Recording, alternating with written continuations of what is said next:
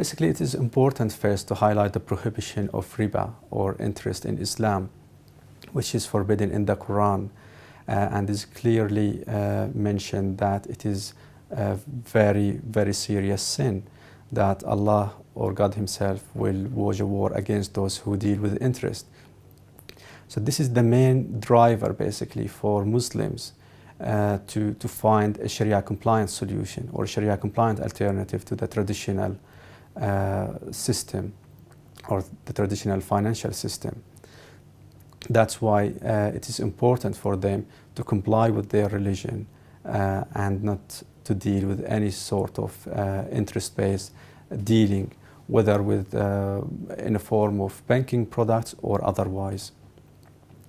On the other hand, regarding the current financial system, basically, even many non-Muslims, they started to realize the fact of the unethical element of the current capitalist or traditional system in terms of the banking practices, the culture that it looks into the benefit of very few or very small group in the society, ignoring the overall benefit of other stakeholders in the society or the society as a whole.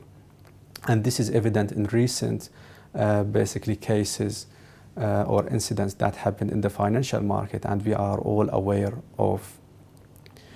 It's basically these incidents or cases exposed the current culture in the financial market. The use of interest, as Islam perceives it basically, or the charge of interest, is unethical. And some scholars, basically, they justify the prohibition of interest is that it's because the exploitation factor in it.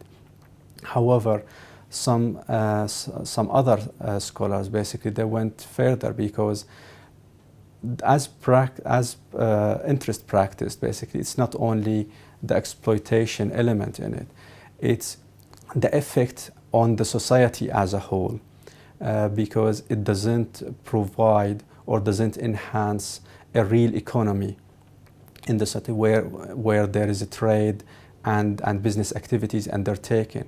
Money in Islam doesn't have an intrinsic value in itself. Money should be used as a means of exchange, not as a commodity in itself. And this is very important, basically, element regarding the prohibition of interest in Islam.